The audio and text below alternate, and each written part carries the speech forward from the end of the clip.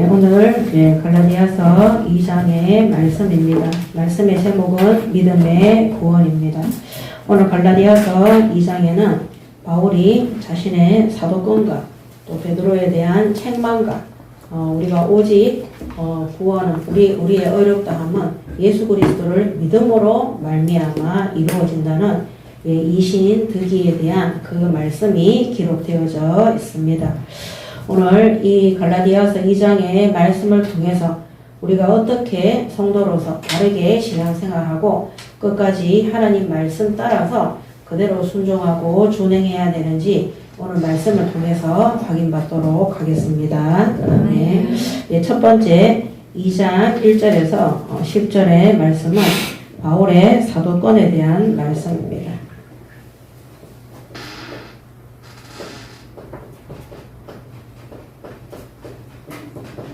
이 사도권에 대한 인정입니다.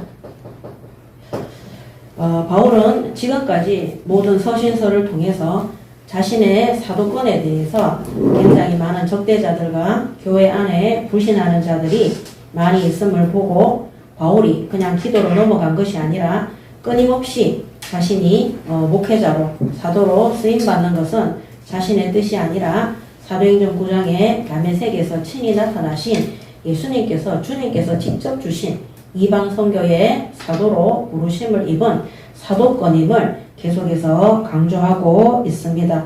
오늘 이 갈라디아서 2장의 말씀 속에서는 예루살렘 교회의 사도들을 통해서 공식적으로 인정받았음에 대해서도 기록하고 있습니다.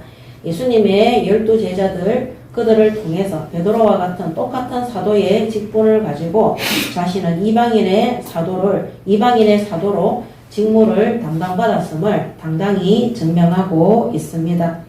박해와 핍박이 유대인들 사이에서만 바울을 공격하는 유대인들 속에서만 있었던 것이 아니라 교회 안에서도 바울의 사도권을 놓고 끊임없이 바울을 공격하고 바울을 교회에서 밀어내고 거짓 그런 사도들이 그 자리를 차지하기 위해서 박해했던 것들을 볼 수 있습니다.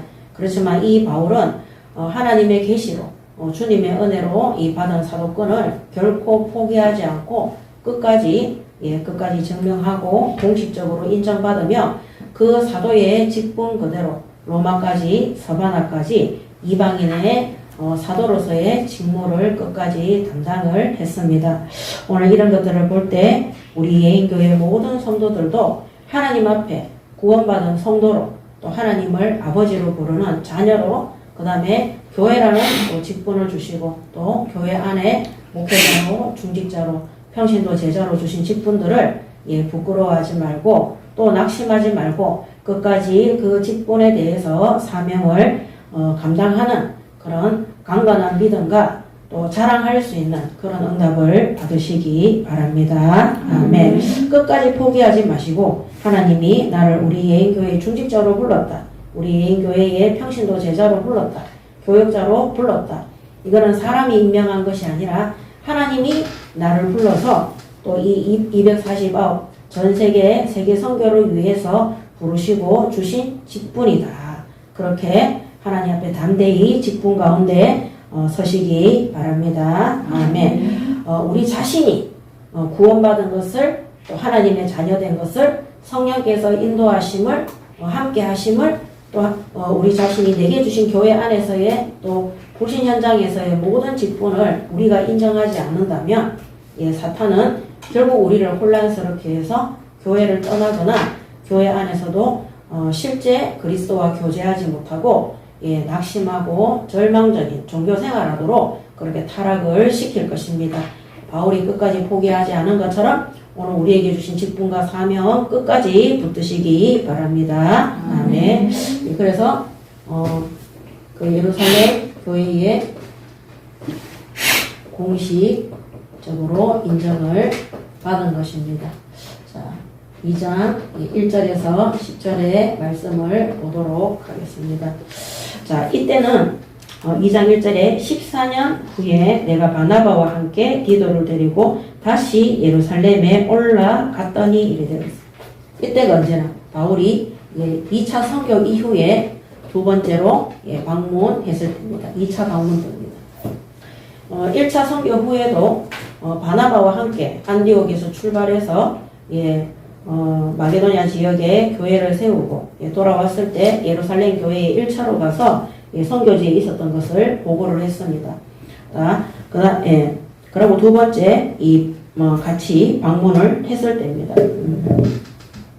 바나바와 함께 디도를 데리고 다시 예루살렘에 갔으니 그래서 두 번째 예루살렘에 대한 방문입니다. 특별히 14년이라고 기록되어져 있습니다. 14년. 그래서 이 14년 동안 이 바울은 전도와 선교 사역을 지속했다는 것을 말하고 있습니다. 우리 보통 그렇게 얘기하죠. 제가 지금까지 30년 동안 이렇게 부르심을 입고 이랬을 때 30년 동안 놓은 게 아니죠. 30년 동안 복음 전파를 위해서 심부름하면서 여기까지 왔음을 말하고 있는 것처럼 바울이 하나님이 주신 이 복음 전파를 쉬지 않고 지속했다는 것을 만인들 앞에 증명하고 있는 것입니다. 오늘도 이런 부분들은 반드시 우리에게 있어야 되는 것입니다. 자, 그래서 2절에 보면 누구를 데리고 갔냐? 1절에 바나바와 함께 디도를 데리고 다시 예루살렘에 올라갔더니 계시를 따라 올라간 내가 이방 가운데에서 전파하는 복음을 그들에게 제시하되 유력한 자들에게 사사로이 한 것은 내가 다름질하는 것이나 다름질한 것이 헛되지 않게 하려 함이라. 이랬습니다. 이 바울은 무조건 선교지에 가거나 무조건 여기에 방문한 것이 아니라 뭐를 따라서 왔다고요? 계시를 따라왔다. 계시를. 바로 하나님의 뜻대로 하나님의 뜻을 알고 하나님의 뜻에 순종해서 계시를 따라서 온 거다. 그래서 이 계시는 기도해서 뭡니까? 응답받은. 기도 응답을 따라서 하나님의 뜻대로 그 계시를 따라서 이렇게 왔다. 그러면서 내가 이방 가운데서 전파하는 복음을 이 선교지에 1차 선교 간 거죠. 전파하는 복음을 그들에게 제시하되 유력한 자들에게 사사로이 한 것은 내가 다름질하는 것이나 다름박질한 것이 헛되지 않게 하려 함이라 그랬습니다. 이 유력한 자들이 누구냐? 유력한 자. 교회의 지도자들을 교회 지도자. 그래서 이 예루살렘 교회의 유력한 지도자는 딱 세 사람 있습니다. 베드로와 그 다음에 요한과 야고보입니다.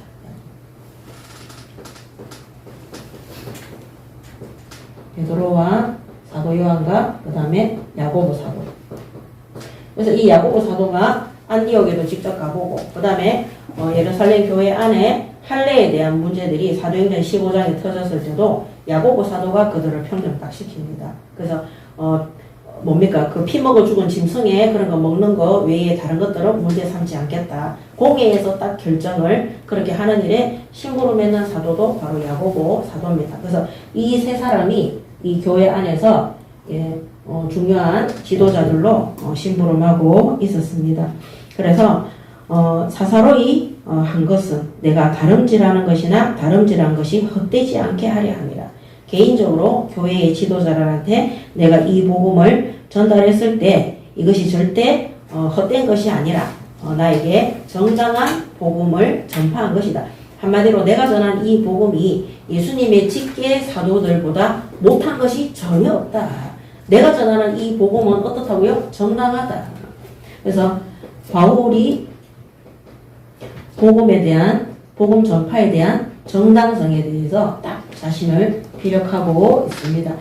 자신을 딱 내가 전하는 이 복음은 절대 섞인 것도 아니고 다른 것에서 나온 것이 아니라 교회 안의 유력자들, 지도자들에게 예수님이 직접 주신 그 복음과 다를 바가 없는 정당한 복음이다. 다 그렇게 얘기를 합니다.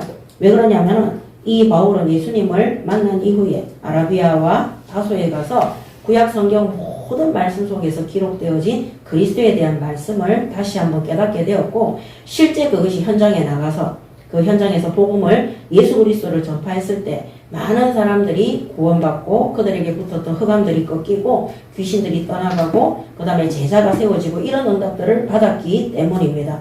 오늘 이 디도 같은 경우도 헬라인 제자예요. 바나바도 마찬가지. 이 바나바도 원래 안디옥 교회의 같은 믿음의 사도였는데 이제는 바울 중심으로 하나님이 선교의 문을 열어가시니까 바울의 동역자로 바울이 오히려 담임 목사가 되어서 그 교회와 선교를 이끌어가는 그 응답을 탁 이렇게 받게 하는 것을 바울이 확인했기 때문입니다. 오늘 우리가 정확한 복음을 가지고 현장에서 사역했을 때 하나님이 그 현장에 증거를 주실 때 확신을 가지시기 바랍니다. 아멘. 그래서 정확하게 말할 수 있어야 돼요. 그래서 맨날 말씀드리지만은 말씀이 되게 정리가 돼 있어야 되고 복음이 다 정리가 돼 있어야 돼요. 우리가 목사님이라 할지라도 제가 그 목사님들 데리고 현장에 가서 제가 옛날에 집사 때 권사 때 다른 사람 소개시켜서 복음 메시지 좀 전달해 달라고 이렇게 기다리고 있잖아요. 막 횡설수설하시는 목사님들도 계세요. 그래 그 메시지 정말 예배도 많이 들으시고 책도 많이 읽으시고 성경도 많이 읽으시고 이렇게 하는데 이 복음의 능력이 현장에 성취되는 것을 체험을 많이 못 하시는 거예요. 우리가 성경 많이 읽으면 말씀 정리되는 줄 압니까? 우리가 책 많이 읽고 성경 많이 읽고 예배 많이 드려서 물론 메시지가 정리될 수 있지만은 현장에 성령의 역사는 전도운동을 체험을 해보셔야 돼요. 그러면 사도행전 2장 4절에 성령의 말하게 하심을 따라 다른 언어들로 말하기 시작하는데 15나라의 각 나라의 언어로 15나라에서 온 사람들에게 자기 나라의 언어로 복음이 들려지는 성령의 역사가 딱 일어나는 거예요.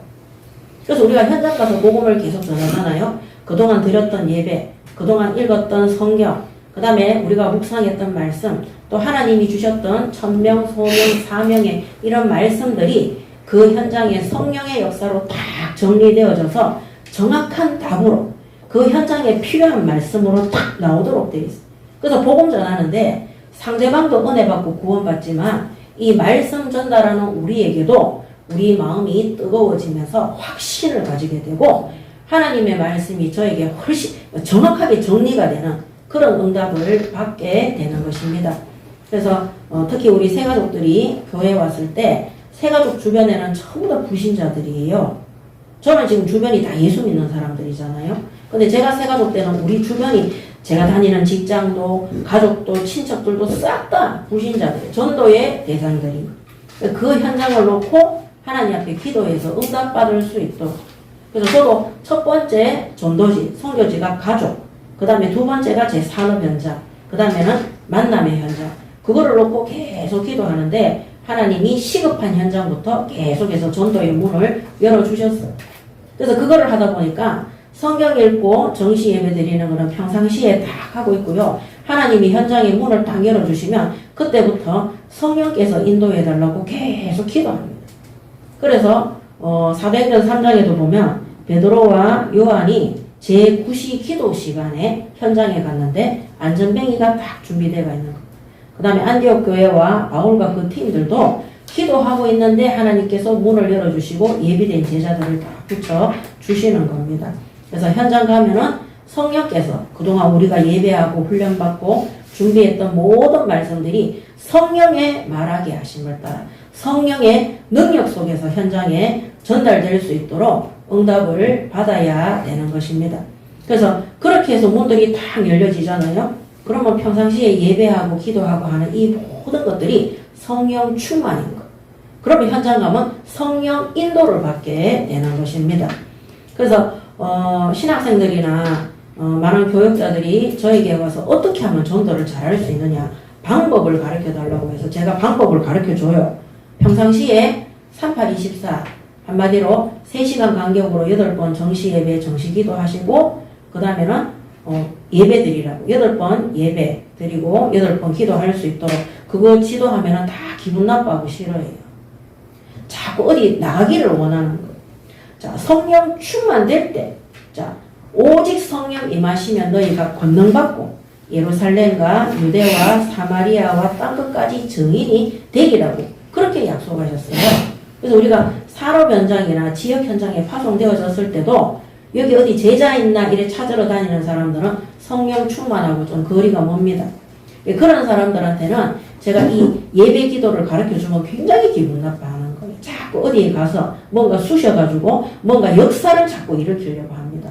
그렇지 않습니다. 성경 말씀 그대로 하면 돼요. 40일 동안 감람산에서 예수님이 하나님 나라의 일에 대해서 설교하셨어요. 그 다음에 구원의 때와 시기는 우리가 걱정할 필요가 아니고 그 때와 시기는 아버지께서 한다고 그랬어요. 모든 시간표는. 우리가 할 일은 뭐냐? 오직 성령의 충만함 속에 들어가는 것입니다. 그때 120명의 제자들이 마가다락방에 모여서 오로지 기도에 힘쓸 때 주님 주셨던 약속된 말씀 붙잡고 기도할 때 그때 성령이 임하죠. 성령 충만 임하니까 그때부터 성령의 말하게 하심을 따라서 현장에 성령의 역사가 일어나는 거예요. 이거를 아무리 설명을 해줘도 몰라요.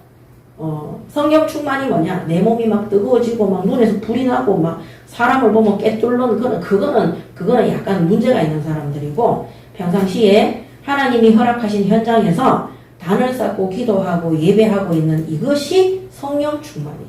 성경 읽고 있는 그것이 성령 충만이. 현장을 놓고 기도하는 그것이 성령 충만입니다. 그러면 그런 성령 충만의 상태 속에서 현장에 딱 가면 하나님의 때가 와요.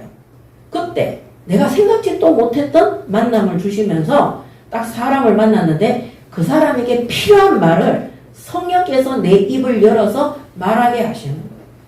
그 말씀을 전달하면서 나도 은혜 받는 거예요. 왜? 성령이 하시는 말이기 때문에. 그 사람도 은혜 받아요. 왜? 답이 되니까. 그 사람에게 정확한 답이 되니까. 그러면서 구원받는 영접의 역사도 일어나게 되고 그 다음에 예비된 자가 분명하다면 루디아가 바울을 강권하여 자기 집에 들인 것처럼 이 말씀을 또 듣고 싶어서 기다리고 자기 집에 강권해서 드리는 자가 나오는 겁니다. 저도 교회를 개척했을 때 맨날 말씀드리지만은 그 중국인이 저한테 거의 미쳐가 와 있었어요. 계속 예배 드리려고. 우리 집에 오면은요, 퇴근해가 7시에 와가지고 새벽 2시까지 안 가요. 둘, 넷, 6시간씩 앉아있어요. 그 복음 들으려고. 물론 말도 많이 했지만, 나중에 또 자기 집에 초청해서 또 가니까 막 식사 대접한다고. 그렇게 하다가 나중에 진짜 개척되어졌을 때는 성령이 그 사람에게 교회를, 자기 집이 교회로 쓰임받고 싶은 그런 소원을 주시는, 제가 그렇게 얘기한 적 단 한 번도 없어요. 하나님은 개척을 준비하시고 그 사람은 집을 준비한.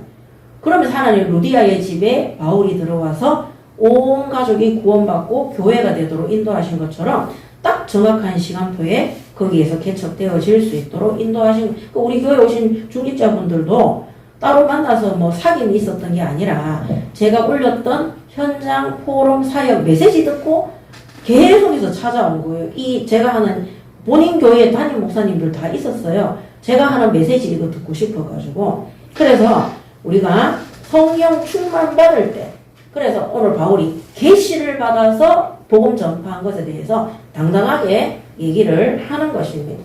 그래서 진짜 성령 충만은 뭐냐? 하나님이 허락하신 그 현장에서 단을 쌓고 기도하고 예배하고 그 다음 명단 놓고 기도하고 있을 때 성령이 15나라의 문을 여신 거죠.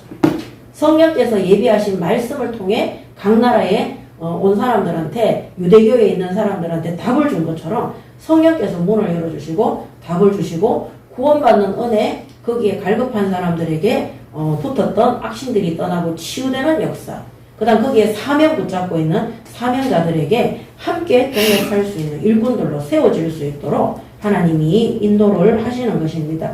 그래서 제가 이거를 계속 얘기를 하면은 사람들이 다 싫어요. 그래서 현장 전도 캠프 할 때도 앞에서 제가 항상 포럼하고 이렇게 할 때도 신학교에 있을 때 우리 팀들이 얼마나 많이 기도하고 예배했는가 그거를 제일 많이 얘기했어요. 근데 아무도 신경을 안 써요. 그런 거는 듣고 싶어 하지도 않아요. 뭐를 듣고 싶어 하느냐. 그렇게 해서 현장에 갔더니 현장에 일어난 역사, 거기에만 관심이에요. 하나님이 뭐 천안에 문을 여시고 뭐도 주시고 그래서 뭐 많은 사람들이 영접하고 공연도 하고 여기에 계속 관심이 있는. 끝나고 나면은 많은 신학생들이 찾아와요. 어떻게 하면은 그렇게 할 수 있느냐 막 얘기하는데, 그러면 예배하는 거 가르쳐주고 기도하는 거 가르쳐주면 굉장히 기분 나빠요. 자, 그게 된 상태에서 하나님이 현장에 다 내가 살고 있는 지역에 내가 들어가는 산업 현장에 또 우리 가족 속에 하나님이 예비된 현장을 딱 준비해 놓고 그때는 또 현장 가야 돼요. 안 가고 있으면 안 되는 거예요. 너희는 가서라고 얘기했기 때문에 안 가고 또 집에서 맨날 첫날을 하고 있으면 또 안 돼. 그러고는 현장에 이제 돌아보는 거예요. 그러면 하나님이 현장 가면 뭐를 알게 되면 내가 얼마나 준비 안 돼가 있는가를 알게 되고요. 얼마나 예배 드리면서 현장에 대해서 내가 불신앙하고 있는가 그거를 알게 돼요. 내가 입으로는 하나님한테 주여 저를 사용해 주시옵소서 이렇게 기도해 놓고 실제로 현장 가면은 하나님이 하나님을 안 믿는 거죠. 나는 안 된다, 못한다, 할 수 없다 이런 것에 확 사로잡혀 가지고 불신앙만 하다가 돌아오는 거 그거 점검 딱 돼요. 그거 절대 나쁜 게 아니에요. 점검하는 거예요. 내가 현장 가니까 나는 아직도 불신앙하는구나.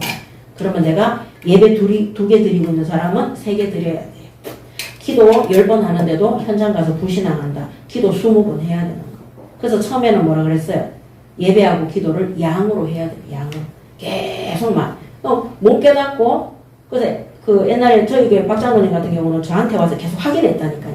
그러니까 목사님, 이렇게 하면 이렇게 된다는 거죠? 왜냐면 성령의 역사를 체험을 못하니까. 그러니까, 요게 요래하면 요렇다는 거죠? 근데 예배를 계속 용량을 늘려가지고 밤에 잠도 안 자고 계속 예배 드리니까 오늘 하나님이 웅진으로 인도했어요. 여기에서 뭐 했어요? 그동안 훈련받은 그대로 단을 쌓고 기도하고 예배만 드리고 있는데 문을 열어 가시는 거예요. 그러니까 어떻게 해요? 하나님이 하시는 성령이 하는 거를 보게 돼요. 자랑할 게 하나도 없는 겁니다. 이때 말씀이 딱 정리됩니다. 이때 메시지가 딱 정리됩니다. 그러면 그 다음 현장에 딱 가잖아요. 그러면 어떻게 됩니까? 분석이 딱 돼요. 지난번에 성령께서 어떻게 했는지를 체험해 봤잖아요. 그러면 그 다음에는 우리가 예견도 할 수 있어요. 그래서 바울이 있잖아요. 아시아에서 복음 전하고 유럽에서 복음 전하고 경험을 했죠. 1차, 2차, 3차. 그러고 나니까 뭐라 그래요? 내가 예루살렘을 들렀다가 사역 보고 나서 로마도 보아야 하리라. 예측하는 거. 로마에 어떤 제자들이 준비되어 있고 강대고 선교를 위해 하나님이 말씀 주셨잖아요. 그거를 미리 다 예측을 해서 로마로 가는 거예요. 갔는데 아니다 다를까? 감옥 안에 가는 게 아니라 셋집을 얻어서 밖에 나와서 살 수 있도록 그 셋집에 많은 사람들이 와서 복음 전하는데 막는 자도 없고 거침없이 전했다. 28장 31절에 하나님이 그렇게 구원의 역사를 이루었다고 다 기록하고 있습니다. 그래서 바울이 이미 이제는 로마 복음화, 서바나 복음화, 강대국 복음화 이미 1차, 2차, 3차 선교를 통해서 하나님이 하시는 것을 다 봤어요. 그 다음에 최고의 불신앙은 어디에 있느냐? 교회 안에 있는 묵은디 유대인들한테 있다는 것을 정말 잘 알아요. 그래서 계속 새로 들어온 이방인 새가족들과 성도들에게 속지 말라고. 그들의 감언 이설에 틀린 복음에 속지 말라고 계속 서신서를 적어 보냅니다. 오늘 갈라디아서도 마찬가지입니다. 갈라디아 교회 안에 바울의 사도권을 가지고 박해하던 자들, 그 다음에 거짓말을 일삼는 사도들, 그런 거짓된 말 속에 미혹당하지 말고 속지 말고 진리의 복음 속에 확신을 가지고 들어오라고 오늘 이 말씀을 기록한 것입니다. 그래서 바울은 절대 예수님의 12 사도들, 그 제자들의 가지고 있는 그 복음과 결코 밀리지 않는다. 나는 내가 전하는 이 복음이 확실한 예수 그리스도를 증명하고 증거하는 바른 복음이다. 거기에 대한 정당성을 정확하게 고백하는 겁니다. 왜? 14년 동안 전도 선교 사역을 지속했어요. 이거는 성령의 역사가 아니고서는 절대 안 되는 겁니다. 성령 역사가 아니고서는 사실은 한 달도 전도하기 힘들어요. 예. 우리가 막 한 달 동안 힘을 쓰고 용을 써도 못합니다. 그거. 그래서 성령께서 우리에게 은혜를 주시고 현장의 문을 열어주시고 답을 주시고 이렇게 그래서 현장의 성령의 역사하는 전도운동은 하나님의 은혜로 성령의 능력으로 인도받고 계속해서 능력이 나타나기 때문에 지속될 수밖에 없습니다. 저는 지금도 이거 하고 있습니다. 성령 역사. 그래서 지금 제가 제일 해야 되는 전도운동이 뭐냐. 우리 교회에 지금 남아있는 성도들이 현장에서 응답받을 수 있도록. 예, 오늘도 바울이 이 교회에 누굽니까?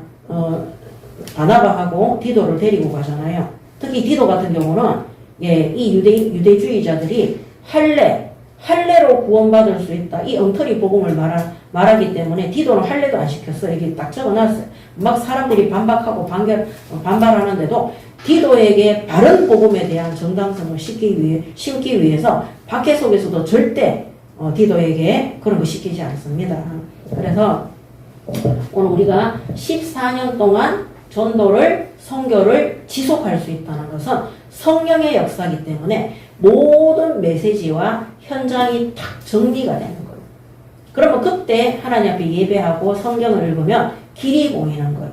아, 그 길이라는 게 무슨 무당처럼 일로 가고 절로 이게 아닙니다. 하나님께서 나를 준비하고 계시는구나. 아니면 하나님께서 내가 지금 맡은 현장에 뭐가 필요하기 때문에 이거 하고 있구나. 그런 것들을 하나님이 깨닫게 하시고 보게 하시고 준비하게 하는 거예요. 그 다음 현장으로 가기 위해서. 그러면서 하나님이 필요한 말씀을 주시고 필요한 기도 제목을 딱 주시면 그거를 딱 붙잡고 기도하고 있으면 하나님의 때가 되면 복음이 정확하게 전달되어지는 문들이 열려지게 되는 것입니다. 자, 2장 3절에 그러나 나와 함께 있는 헬라인이 디도까지 억지로 할례를 받게 하지 아니하였으니 이는 가만히 들어온 거짓 형제들 때문이라. 그들이 가만히 들어온 것은 그리스도 예수 안에서 우리가 가진 자유를 엿보고 우리를 종으로 삼고자 함이로되 그들에게 우리가 한시도 복종하지 아니하였으니 이는 복음의 진리가 항상 너희 가운데에 있게 하려 함이라. 오늘 2장 3절에 이 유대주의자들이죠. 유대주의.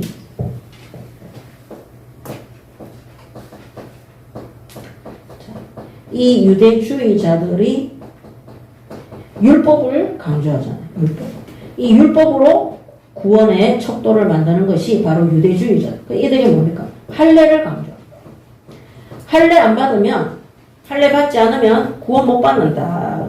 그래서 구원의 조건으로 이방인들한테 할례를 강요하는 거예요. 구원의 조건으로. 바울은 구원이 오직 예수 그리스도를 믿음으로 있다 그랬어요. 그 로마서 1장 17절에 나오잖아요.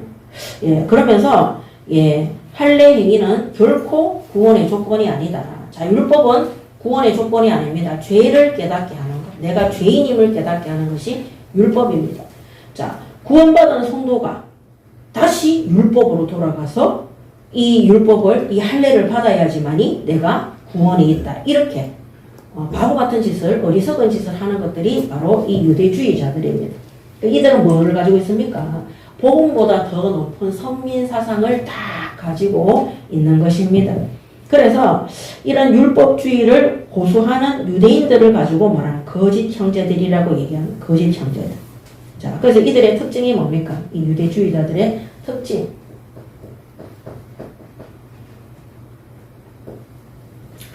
특징이 뭐냐면은, 예, 성도로 가장한다. 거짓 형제들이라고. 거짓 형제들. 우리 교회 안에 오는 남자분들을 뭐라 그래요? 형제님이라 그러죠.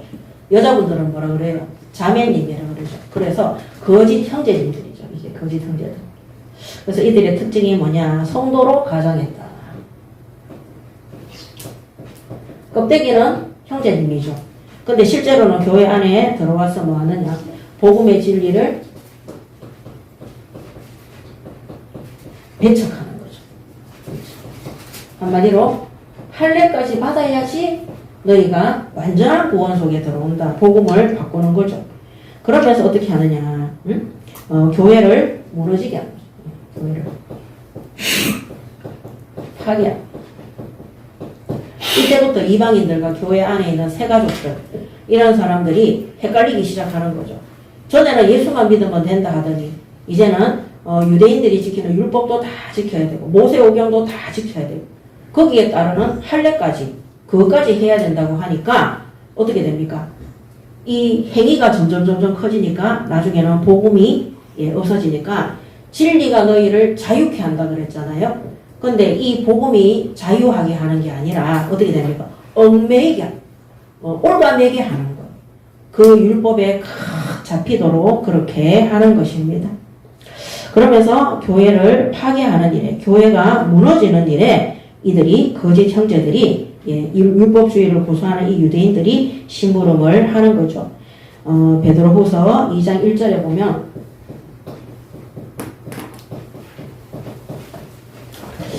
그러나 백성 가운데 또한 거짓 선지자들이 일어났었나니 이와 같이 너희 중에도 거짓 선생들이 있으리라. 그들은 멸망하게 할 이단을 가만히 끌어들여 자기들을 사신 주를 부인하고 임박한 멸망을 스스로 취하는 자들이다. 이렇게 이 베드로전서니까 누가 기록한 거예요? 베드로가 기록한 겁니다. 그 베드로도 예, 이 성도들에게 교회 안에 이런 거짓 형제들이 들어와서 복음의 진리를 배척하고 교회를 파괴하고 성도로 가상해서 믿음 좋은 것처럼 하면서 이 유대주의자들이 갖고 있는 율법, 판례 이런 것들을 강조해서 예수 믿는 것에서 떠나도록 한다는 거. 우리가 건물이 무너지는 게 아니거든요. 교회가 파멸되는 것은요.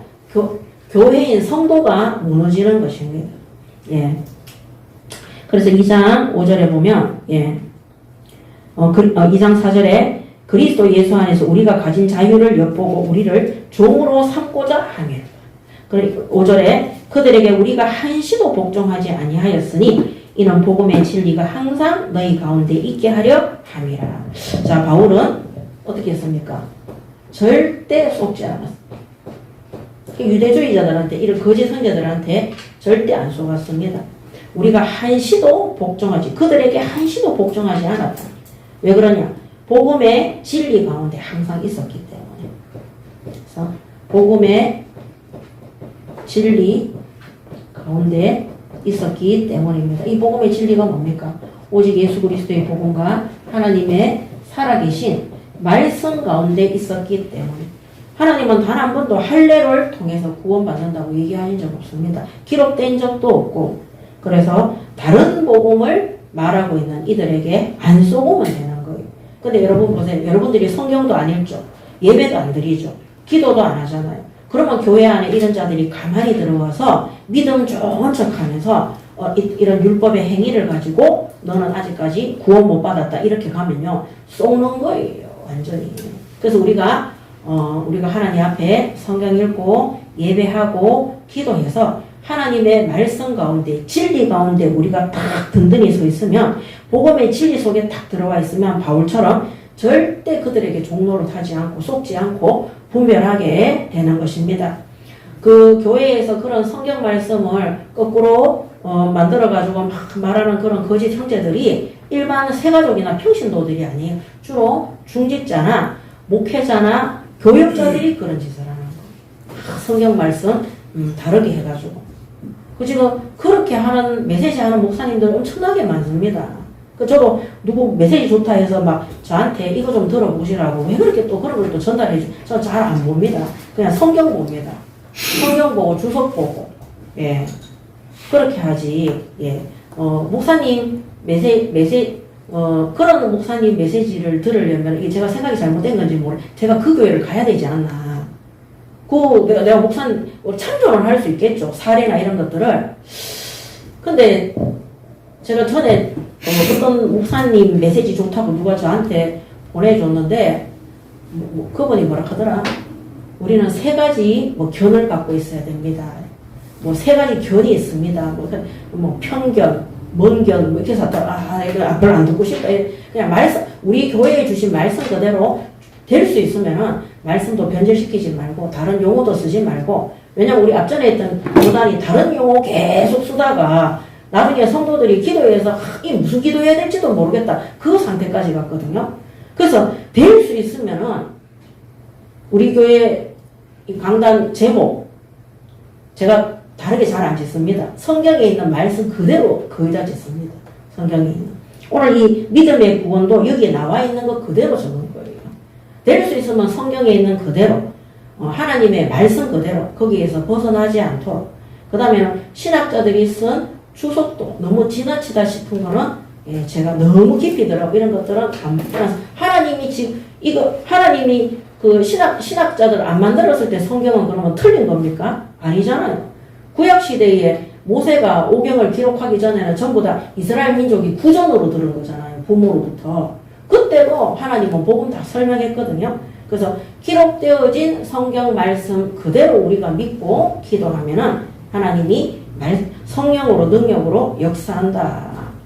그래서 우리 예인교회 성도들도 다른 해석하지 말고 성경 읽기 전에 기도문 쓰시잖아요. 그 다음에는 성경 읽으면서 성령께서 깨닫게 하시고 알게 하시는 그 은혜와 응답 딱 붙잡고 기도하셔서 그대로 현장에 증거로 나타나는 응답 받으시기 바랍니다. 아멘.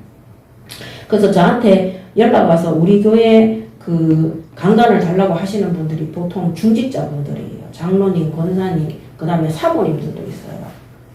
그게 뭐냐면 자꾸 뭔가를 이렇게 팩트가 되는 그런 메시지를 듣고 싶어서 그러는데 저는 대답도 안 합니다. 성경 보면 됩니다. 우리 목사님 말씀이 맞나? 안 맞? 저도 제가 메시지하고 난 다음에 내가 성경하고 틀린 게 있나 없나 반드시 점검합니다.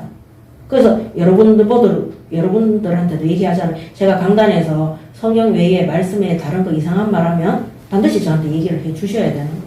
어떨 때는 간증도 제가 이거는 너무 많이 했다 싶을 때는 막 혼자 막 괴로워하고 하나님 제가 미쳤습니까? 그때는 왜 성경인도 아닙니까? 이러면서 막 때리고 이러거든요. 될 수 있으면 하나님 말씀에서 벗어나지 않도록 그게 제일 좋은 것 같습니다. 그래서 하나님 말씀 그대로 묵상하고 그대로 기도문 쓰고 그대로 응답받는 것을 하나님 주시는 정확한 말씀의 응답이라고 확신하는 것이 좋을 것 같습니다. 근데 그렇게 하시면요 실제 현장에도 그 말씀 그대로 성취되는 응답을 다 보게 됩니다. 저는 지금도 하나님이 저에게 가장 충격적으로 말씀 성취의 응답을 주신 게 첫 번째는 그거였어요. 제가 예수 믿을 때 출애굽기 20장 4절 5절 우상 숭배하면 3, 4대가 망한다는 거. 그 말씀 딱 듣는데 제가 망하고 있었고 우상 숭배하고 있었고 제가 3, 4대가 맞았어요. 말씀 그대로 딱 망하고 있었어요. 그 다음에 영접하는 자, 곧 그 이름을 믿는 자들에게는 하나님의 자녀가 되는 권세를 주셨어요. 저는 그 요한복음 1장 12절에 그 영접하는 자, 진짜 예수 그리스도를 믿고 영접했는데 하나님의 자녀가 되는 신분과 권세가 믿어졌어요. 그때부터 예수의 이름으로 무엇이든지 기도하는데 다 정확하게 하나님이 응답해 주셨어요. 그런 것들을 성경 말씀 속에서 확인하고 그 다음 사도행전 1장 8절도 시간이 지나서 돌아보니까 제가 증인의 삶을 살아가고 있더라고요. 마태복음 28장도 시간이 지나서 보니까 가는 곳곳마다 하나님이 예비한 제자들이 세워지고 그게 제가 하는 일이 아버지와 아들과 성령의 이름으로 세례를 주고 그 다음에 너희에게 분부한 모든 것들을 가르쳐 지키게 해라. 그 제가 지키게 하는 거는 예배 드릴 수 있도록 기도할 수 그것만 하는데 볼지어다 내가 세상 끝날까지 너희와 항상 함께 있을 이 말씀이 너무나 믿어지고 지금도 이 두 가지 말씀은 하나님 저에게 소명과 사명으로 주신 말씀이고 그 우리 교회 개척할 때도 출애굽기 3장 12절 희한하게 우리 교회 개척된 이후로 그전에도 마찬가지지만 나를 만나고 우리 교회를 만나는 모든 사람들은 우상 숭배 버리고 출애굽해서 하나님 앞에 다 경배하고 예배했어요. 그러니까 1대1로 하나님 앞에 예배하고 경배하니까 그게 말씀 성취 응답이잖아. 이런 것들을 성경 말씀 그대로 확인하고 응답을 받으시는 것이 가장 좋은 신앙생활, 말씀 따라 인도받는 삶이라고 생각을 합니다. 자, 그래서 바울은 절대 속지 않았다. 이 사람들이 성경 말씀 외에 예수님이 주신 말씀 외에 그다음 특히 베드로와 야고보와 요한과 같은 이 바울과 같은 사도들이 준 메시지 외에 그 외의 것들을 말하는 것에 절대 썩으면 안 되는 겁니다. 그래서 여러분들이 신학서적 이런 것 안 찾, 성경에서 확인하세요. 우리 목사님 이상한 메시지 하나 안 하냐? 저는 그 교단을 떠난 이유도 성경하고 완전히 달랐기 때문에 그래서 떠난 거예요. 그래서 그거를 항상 점검을 해야 되는 것이고. 자, 그 다음에 두 번째는 뭐냐면요. 외식에 대한 책망입니다. 베드로에 대한 책망이죠. 이 바울이 기록해놨습니다. 예, 2장 11절에서 14절입니다. 예. 10절까지 안 읽었죠? 예. 그 다음 6절에 보면, 유력하다는 이들 중에 본래 어떤 이들이든지 내게 상관이 없으며 하나님은 사람을 외모로 취하지 아니하시나니 저 유력한 이들은 내게 의무를 더하여 준 것이 없고 이거는 적으세요. 저 유력한 이들이 베드로와 요한과 그 다음에 야고보예요. 이 사람들이 바울이 메시지 전하고 말씀 전하고 복음 전하는데 이 사람들이 바울의 메시지에 뭔가를 더해준 것이 없다는 거예요. 그만큼 바울이 주는 메시지는 성경 그대로의 메시지라고 딱 말하고 있는 겁니다. 도리어 그들은 내가 무할례자에게 복음 전함을 맡은 것이 베드로가 할례자에게 맡은가 같은 것을 보였고 하나님이 베드로에게는 유대인 사역을 맡겼고 나는 이방인 사역을 맡겼다. 그거를 강조하는 것입니다. 그래서 8절에 베드로에게 역사하사 그를 할례자의 사도로 유대인들은 싹 다 할례 다 받았어요. 그죠? 그래서 베드로에게 성경의 역사에서 그를 할례자의 사도로 바로 유대인 사역의 사도로 삼으시니가 또한 내게 역사하사 나를 이방인의 사도로 삼으셨느니라. 한마디로 나의 사도권은 너무나 정당하고 베드로가 유대인 사역의 사도로 세우심을 입은 것처럼 나는 이방인의 사도로 정확하게 그 사역의 사도로 임명을 받은 것이다. 그거를 강조하는 것입니다. 9절에 또 기둥같이 여기는 야고보와 게바와 요한도 내게 주신 은혜를 알므로 나와 바나바에게 친교의 악수를 하였으니. 그래서 바나바와 누굽니까? 이 야고보와 게바가 베드로잖아요. 이런 모든 사람들 바나바도 목회자거든요. 친교의 악수를 하였으니 똑같은 사도다. 우리는 동역자다. 내가 그 사람들보다 못한 거 전혀 없다. 하나님이 세운 목회자다. 강조하는 겁니다. 우리는 이방인에게로 그들은 할례자 유대인들에게로 가게 하려 함이라. 다만 우리에게 가난한 자들을 기억하도록 부탁하였으니 이것은 나도 본래부터 힘써 행하여 왔노라. 이 부분은 이제 연보를 통해서 바울이 하는 것을 알게 되죠. 그래서 바울의 사도권을 이렇게 딱 인정하도록 서신을 썼습니다. 자, 두 번째는 11절부터 14절입니다. 게바가 안디옥에 이르렀을 때에 책망받을 일이 있기로 내가 그를 대면하여 책망하였노라. 어떤 책망입니까? 내용이 나와 있죠. 12절에 야고보에게서 온 어떤 이들이 이르기 전에 게바가 이방인과 함께 먹다가 그들이 오매 그가 할례자들을 두려워하여 떠나 물러가네. 사도행전 10장에 고넬로 집에 가서 복음 전파했는데 그죠? 이탈리아 백부장집이 싹 다 복음 받았어요. 그때 그런 소리가 듣기니까 야고보 사도가 보낸 유대인들이 딱 도착한다는 소리를 듣고 베드로가 같이 밥 먹다가 도망갔어요. 왜 그러냐면 할례 받지 않는 자들하고 같이 식사한다고 해서 징계를 받아 책망을 받을까봐 바로 도망간 거예요.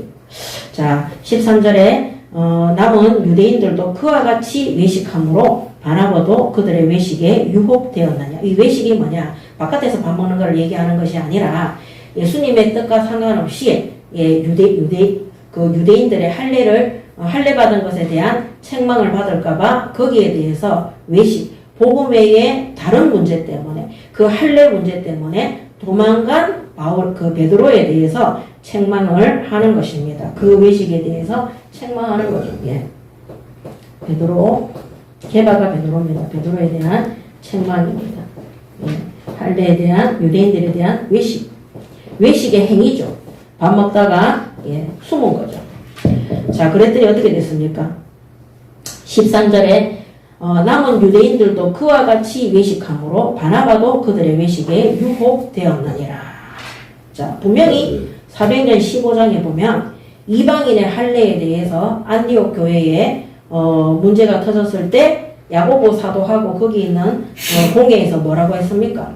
할례는 문제 삼지 말고 짐승에 죽여서 피채로 먹는 거 그것만 하지 말고 나머지 것들은 다 괜찮다 이랬어요.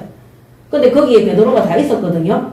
근데 베드로가 할례 상관없다 그랬는데 본인이 할례 받은 것에 대해서 할례 받지 않는 자들과 식사하는 그것이 복음 전파하는 데 문제가 될까봐 유대인들한테 책망받을까봐 도망갔다는 것은 공회에서 결정했는 것을 누가 어긴 겁니까? 베드로가 어긴 거예요. 공회에서는 그거 문제 삼지 않겠다 그랬어요. 이런 사람들 정말 많습니다. 불신자 현장에 가서 내가 예수 믿는 거 들킬까봐 그 다음에 거기 가서 기도도 떳떳하게 못하고 주일날 쉰다고 말도 못하고 다른 사람 눈치 본다고 예배 드리러도 못 오고 내가 예수 믿는 거 전혀 표 안 내고 그런 사람들이 있어요. 그 다음 외식하러 가서 실제 회식하러 가서도, 외식이 아니라 회식하러 가서도 예수 믿는 거 다 숨기고 술 마시고 이런 거 하는 사람도 엄청나게 많습니다. 우리는 진짜 하나님 앞에 내가 그리스도인임을 나타내시고 자랑하시기 바랍니다. 아멘. 우리가 불신자들은요, 기독교를 종교로 보기 때문에 자기들하고 똑같은, 자기들도 절에 가든 뭐 가든 종교로 보기 때문에 우리를 그렇게 박해하지 않습니다. 오히려 사탄이 우리한테 그런 생각을 줘서 박해를 하는 거예요. 그들 앞에 떳떳하게 내가 크리스찬임을 밝히고 그리스도인임을 밝히고 술 안 마신다고 밝히고 나는 주일에는 교회 가서 예배 드려야 된다고 밝히고 그 다음에 나는 수요 예배도 가야 된다고 밝히고 그렇게 해야 되는 거예요. 그러면 망할 것 같습니까? 절대 그렇지 않습니다. 하나님께서 오히려 더 큰 은혜와 축복을 주시고 그렇지만 예수 믿는 사람들이 일하러 가서 게으르게 하면 안 되죠. 누구보다도 최선을 다해서 하나님의 은혜 속에서 열심히 해야 되는 겁니다. 자, 그래서 결국에는 이 베드로의 이런 외식 행위가 남은 유대인들과 바나바에게도 영향을 끼치는 그런 상태가 된 것입니다. 14절에 그러므로 나는 그들이 복음의 진리를 따라 바르게 행하지 아니함을 보고 모든 자 앞에서 게바에게 이르되 내가 유대인으로서 이방인을 따르고 유대인답게 살지 아니하면서 어찌하여 억지로 이방인을 유대인답게 살게 하려느냐 하였노라. 우리는 본래 유대인이요 이방제인이 아니로다. 이렇게 기록하고 있습니다. 한마디로 이방인들을 무시하는 것이 아니라 우리도 원래 이방인들처럼 하나님을 알지 못하는 죄인이었다. 모든 사람은 우리 유대인이든 이방인이든 예수 그리스도를 믿음으로 구원을 받는 것이다. 그래서 마틴 루터가 뭐라 그랬습니까? 로마서 1장 17절에 로마서 1장 복음에는 하나님의 의가 나타나서 믿음으로 믿음에 이르게 하나니 기록된 바 오직 의인은 믿음으로 말미암아 살리라 함과 같으니라. 아멘. 그래서 루터, 바울 전부 다 예수 그리스도를 믿음으로 구원받는 것이지 우리 모든 사람은 죄인이기 때문에 예수 그리스도를 믿음으로써 구원을 받는 것이지 이런 행위를 통해서 율법을 통해서 할례를 통해서 이 유대인들한테 비위를 맞춰서 구원받는 것은 절대 아니라고 그렇게 기록을 하는 것입니다. 로마서 3장 28절에 로마서 1장 17절 또 3장 28절에도 마찬가지입니다. 3장 28절에도 그러므로 사람이 의롭다 하심을 얻는 것은 율법의 행위에 있지 않고 믿음으로 되는 줄 우리가 인정하노라. 아멘. 이것이 바로 바울의 믿음입니다. 오늘 우리가 하나님 앞에 예수 그리스도를 믿음으로 하나님의 말씀을 믿음으로 그 앞에 서시기 바랍니다. 아멘. 그래서 믿음의 행위가 반드시 따라와야 되는 것입니다. 자, 결론입니다.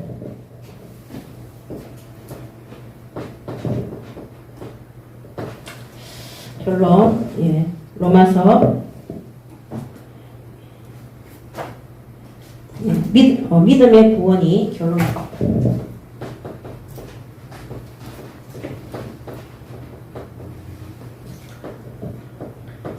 2장 15절 16절부터 16절 오늘 우리가 읽었는 거죠. 16절부터 마지막 장까지 보도록 하겠습니다. 21절까지 16절에 사람이 의롭게 되는 것은 율법의 행위로 말미암음이 아니요 오직 예수 그리스도를 믿음으로 말미암는 줄 알므로 우리도 그리스도 예수를 믿나니 이는 우리가 율법의 행위로서가 아니고 그리스도를 믿음으로써 의롭다함을 얻으려 함이라. 율법의 행위로서는 의롭다함을 얻을 육체가 없느니라. 아멘. 이것을 가지고 뭐라고 합니까? 이것을 마틴 루터가 이렇게 했더니 이신득이 이신칭이 오직 예수를 믿음으로써 우리가 의롭다함을 입었다. 모든 죄는 예수 그리스도로 말미암아서 사하여지는. 그래서 이게 뭡니까? 무죄. 죄가 없는 거예요. 그래서 오늘 바울이 말하는 것은 사람이 의롭게 되는 것은 율법의 행위로 되는 것이 아니라 예수 그리스도를 믿음으로 말미암아 죄가 없는 무죄 상태 속에 들어가는 것이라고 말하고 있는 것입니다. 그러므로 오늘 우리가 현장에 가서 꼭 전해야 되는 이 말씀이 오늘 읽었던 갈라디아서 2장 16절의 말씀입니다. 아멘. 그래서 이 그리스도를 믿음으로써 의롭다함을 얻으려 함이라. 이거를 신학서적에는 뭐라고 합니까? 칭이라고 얘기해요. 칭. 의롭다함을 인정했다. 예, 완전한 의인이다. 의롭다고 선포했다. 선언했다. 칭이라. 그래서 우리 인간은 의가 있어요, 없어요? 하나도 없어요. 예수 그리스도를 믿음으로써 우리가 의롭다, 무죄다, 의롭다 하는 것을 선언하는 것입니다. 그래서 이 말씀을 현장에 정확하게 성령의 역사에서 전달할 수 있도록, 이게 아니면은요 사람들이 뭐랍니까? 왜 기독교인들은 말이야 그런 얘기 되게 많이 하잖아요. 그래서 그때 성령께서 이들 마음속에 예수님이 우리의 죄를 위해서, 원죄를 위해서 십자가에 죽으시고 부활하셔서, 그래서 오늘 이거 보면 갈라디아서 2장 20절에 나오거든요. 나의 모든 죄를 예수님과 함께 십자가에 못 박혔다는 것. 이거를 누가 깨닫게 해야 되냐면 성령께서 깨닫게 하셔요. 성령께서. 그래서 예수 믿는 사람들은 죄 막지도 된다 이게 아니에요. 진짜 예수 믿고 구원받은 사람들은 의롭다함을 입었기 때문에 성령께서 더 이상 죄 가운데 들어가지 않도록 돌이키도록 역사하는 것입니다. 여러분, 예수 믿고 구원받았는데 방종하고 타락하고 아무렇게나 살아가고 음행하고 아무 말이나 하고 그 행실이, 더러운 행실들이 변화되지 않는 그 사람들이 바로 이 유대주의자들이에요. 이 사람들은 예수님이 안식일에 병든 사람 고치니까 욕했잖아요. 이 사람들은 예수님이 이 땅에 구원자로 오셨는데 성경에 다 기록되어져서 실제 그 역사가 일어났는데도 예수님을 배척하고 예수님을 십자가에 못 달았잖아요. 그렇기 때문에 진짜 적그리스도가 누구냐? 불신자들이 적그리스도가 아닙니다. 예수를 믿는다고 하면서 이런 거짓 형제들, 교회 안에 성도로 가정하고 들어와서 실제 하나님을 믿지 않고, 하나님의 말씀을 믿지 않고, 이 복음을 믿지 않고 다른 율법의 행위와 이런 것들을 가지고 복음을 변질시키는 이런 것들이 바로 교회 안에 있는 성도들 중에, 목회자들 중에, 중직자들 중에 이런 자들이 있는 겁니다. 그래서 진짜 예수 그리스도를 믿음으로, 오늘 여기는 바울이 계속 믿음을 강조했어요. 믿음. 예. 16절에 예수 그리스도를 믿음으로 말미암은 줄 아나니, 우리도 그리스도 예수를 믿나니 그랬어요. 16절에. 이는 우리가 율법의 행위로서가 아니라 그리스도를 믿음으로. 그래서 믿음으로서 우리가 죄가 없는 의롭다함, 무죄 되는 겁니다. 그래서 무죄는 뭡니까? 죄가 없죠. 그러면 구원받은 성도들이 죄의 행위를 계속해서 반복하는 것은 어떻게 된 겁니까? 성령에 그 사람 구원받았는지도 잘 모르겠습니다. 그래서 진짜 우리가 만나는 현장의 사람들이 예수 그리스도를 믿음으로 구원받아서 의롭다함을 선언하고 인정받는 믿음의 생활을 할 수 있도록 도우시기 바랍니다. 아멘. 그리고 우리 예인교회 모든 성도들도 죄에서 떠난 삶을 살아갈 수 있도록 하나님 앞에 날마다 기도하고 예배 속에서 성령의 충만함을 받아 성령의 역사와 인도 속으로 들어가시기 바랍니다. 아멘. 이거는 사람의 힘으로 될 수 없습니다. 오늘 16절에 우리가 예수 그리스도를 믿음으로, 또 우리가 그리스도를 믿다니 그리스도를 믿음으로써 의롭다함을 얻었다. 이거를 진짜 붙드셔야 되는 거예요. 이 믿음이 다른 사람들에게 전달될 수 있도록, 예수를 믿는 것이 이 땅의 모든 제약된 문제를 해결받는 것이구나. 예수 그리스도를 믿음으로써 우리 가정의 모든 죄와 악한 것들이, 불치병들이, 죄로 말미암아 들어와 있는 이 모든 것들이 해결되는 것이구나 믿으시기 바랍니다. 아멘. 여러분들이 지금 하고 있는 그 생각들이 있죠. 그게 하나님의 말씀과 복음과 맞지 않잖아요. 예수 그리스도를 믿지 않으므로 죄가 거기에 남아있기 때문에 다 죄에 속성된 생각들을 가지고 그렇게 하는 것입니다. 그렇기 때문에 진짜 예수를 믿음으로써 이 예수 그리스도를 믿음으로써 죄가 없는 상태 속에 무죄 속에 들어간다는 것. 그래서 진짜 예수 믿고 구원받은 사람들은 시간이 지나면 어떻게 됩니까? 성화되는 거예요. 하나님이 거룩하기 때문에 우리가 그의 거룩성을 닮아가고 죄에서 떠난 삶을 살아갈 수 있도록 사단이 더 이상 역사하지 못하는 그런 삶을 살아가게 되는 것입니다. 그래서 이 칭의의 수단은 뭐냐? 내가 어렵다함을 받기 위한 이 칭의의 수단은 오직 예수 그리스도를 믿음으로써 이루어지는 것이다. 내가 죄 없음이 되는 것은 오직 예수 그리스도에 대한 믿음뿐이다. 오직 예수 그리스도에 대한 믿음뿐이다. 이 예수 그리스도를 믿는 믿음밖에 내가 하나님 앞에 의롭다, 죄 없다 받을 수밖에 없다. 오늘 일부 예배에도 마찬가지잖아요. 짐승을 잡아서 피 흘리는 다 태워서 죄가 남는 그 물로 깨끗하게 씻어서 하나님 앞에 속죄, 회개하는 것. 그거 외에는 깨끗하게 용서받아 정결될 수가 없다는 겁니다. 그래서 오늘 지금까지 우리가 어떤 부분에는 예수님을 믿지 않고 있는 부분들이 있어요. 그게 바로 우리 불신앙입니다.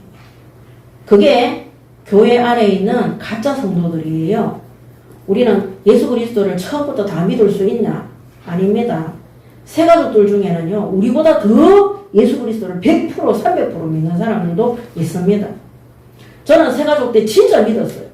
진짜 믿으니까 막 갑자기 집에 교통사고 터지고 막 병 생기고 막 이러는데 하나도 두려움이 없는 거예요. 왜? 새가족의 믿음은 순수하니까. 내가 하나님께 기도하면 되지. 예수님이 다 해결했다며. 그게 막 정말 믿어지는 거. 근데 시간이 지나면서 어떻게 되면 좀 변질되는 거예요. 믿을 수 있는 건 믿고 안 믿는 거는 안 믿고. 우리가 그래서 예수 믿을 때 첫사랑을 회복하라 이렇게 얘기하잖아요. 왜 첫사랑입니까? 처음 하는 그 사랑일 때는 거기 온전히 빠지잖아요. 그것밖에 모르잖아요. 오늘 내 안에 깊은 곳에 이 예수님이 모든 죄악을 완전히 해결하시고 나를 완전한 구원 속에 나를 불러주셨다는 그로 말미암아 나는 의로운 자가 되었다는 것. 그거 믿지 못하게 역사하는 악한 것들, 나의 불신앙들, 이 모든 것들이 예수의 이름 앞에 박살나고 완전히 떠나갈 수 있도록 하나님 앞에 엎드리시기 바랍니다. 아멘. 왜 하나님 앞에 엎드려야 됩니까? 이 복음의 능력, 하나님의 말씀의 능력 외에는 그거를 해결할 수 없기 때문입니다. 그 다음에 18절에 보면 만일 내가 17절에 만일 우리가 그리스도 안에서 의롭게 되려 하다가 죄인으로 드러나면 그리스도께서 죄를 짓게 하는 자냐? 결코 그럴 수 없느니라. 만일 내가 헐었던 것을 다시 세우면 나를 범법한 자로 만드는 것이라. 헐었던 것을 다시 세우는 것이 뭡니까? 우리가 예수 믿고 다 구원받았는데 어리석게도 다시 율법의 기초로 돌아가는 그런 어리석은 짓을 하는 겁니다. 그게 오늘날 이 갈라디아 교회 안에 있는 이 어리석은 거짓 형제들을 통해서 시험 드는 자들입니다. 19절에 내가 율법으로 말미암아 율법에 대하여 죽었나니 이는 하나님에 대하여 살려 함이라. 그래서 20절에 율법에 대해서 죽었음에 대해서 죄에 대해서 죽었음에 대해서 그리고 완전한 구원 속에 하나님 앞에 회복되었음을 고백하는 것이 갈라디아서 2장 20절입니다.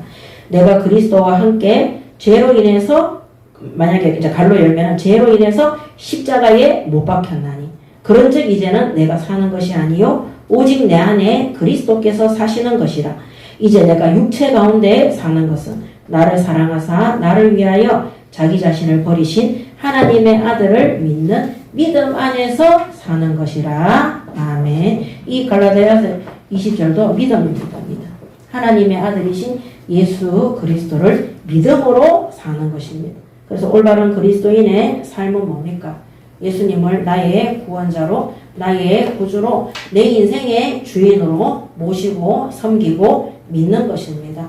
오늘 믿지 못했던 모든 것들을 회개하시고 하나님 앞에 예수 그리스도를 믿음으로 하나님의 말씀 진리의 복음에 순종함으로 오늘도 응답받는 우리 예인교회 성도들 되시기 바랍니다. 아멘. 그래서 2장 19절에서 20절에 이 율법은 죄를 깨닫게 하는 거라 그랬습니다. 그래서 만약에 이게 특히 17절에 우리가 그리스도 안에서 어렵게 되려 하다가 죄인으로 드러나면 그리스도께서 죄를 짓게 하는 자냐 이랬어요. 그러면 예수님의 죽음이 헛된 거 아니냐 이렇게 말하는 것입니다. 21절에 내가 하나님의 은혜를 패하지 아니하노니 많이 어렵게 되는 것이 율법으로 말미암았으면 그리스도께서 헛되이 죽으셨음이라. 그러므로 이 율법은 예수님께서 율법이 죄잖아요. 율법을 지킬 수 없기 때문에 죄인인 거예요. 그래서 이 율법은 예수님께서 십자가 위에서 어떻게 했습니까? 다 못 박았기 때문에 예수를 믿는 그 즉시로 율법으로 인해서 와 있는 우리의 모든 제약은 없어지고 의롭다함을 받게 되는 것입니다. 그러므로 오늘도 우리가 100% 예수 그리스도를 믿음으로 완전한 구원 속에 있음을 아시고 끝까지 하나님 말씀 믿고 하나님 앞에 응답받고 인도받는 우리 예인교회의 모든 성도들이 되시기 바랍니다. 아멘. 예, 믿음. 그래서 믿음으로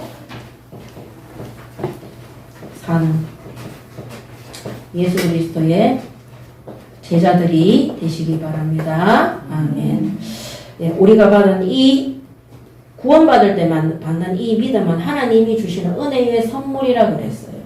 그렇지만 우리가 살아가면서 이 구원 속에서 이루어가는 믿음은 우리가 진짜 믿어야 되는 것입니다. 하나님이 선악과를 만드시는 것은 하나님의 은혜였어요.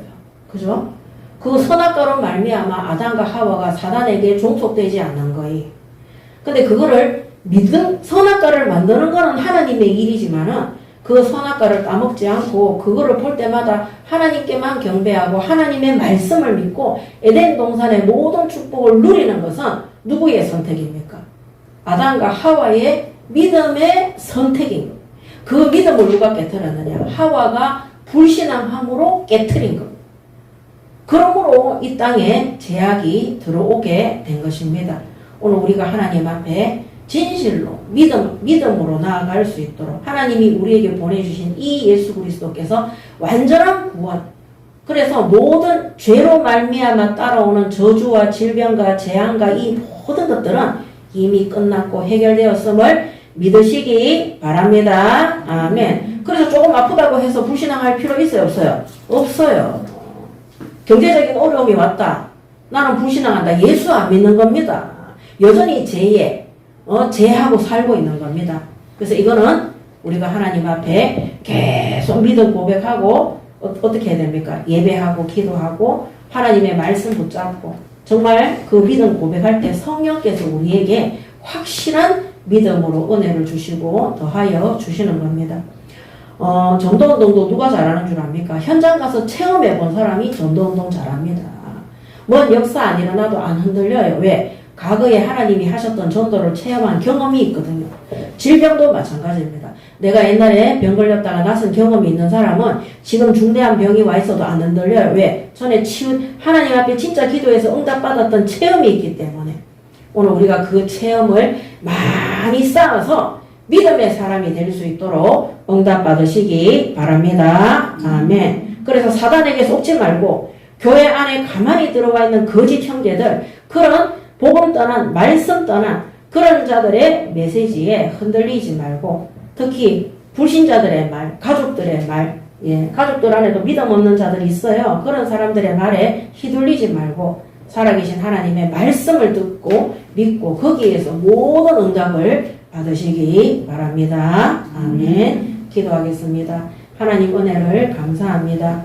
오늘 이 시간 주신 1부, 2부를 통해서 주신 모든 말씀들이 우리에게 히브리서 4장 12절의 말씀으로, 말라기서 4장 2절의 말씀으로, 디모데후서 3장 14절에서 17절의 언약의 말씀으로 성취되게 하사 하나님을 믿는 믿음 안에서 의롭다함을 칭함을 받은, 그러므로 하나님께서 주신 모든 남은 인생과 남은 삶이 하나님이 주신 진리의 복음을 선포하며 주신 말씀 속에서 땅끝까지 증인되고 모든 민족 속에 제자 세우는 하나님이 가장 원하시고 기뻐하시는 올바른 교회와 예수 그리스도의 제자로 살아가는 우리 예인교회 모든 성도들 되게 하여 주시옵소서. 감사드리며 우리 주 예수 그리스도 이름으로 기도드립니다. 아멘.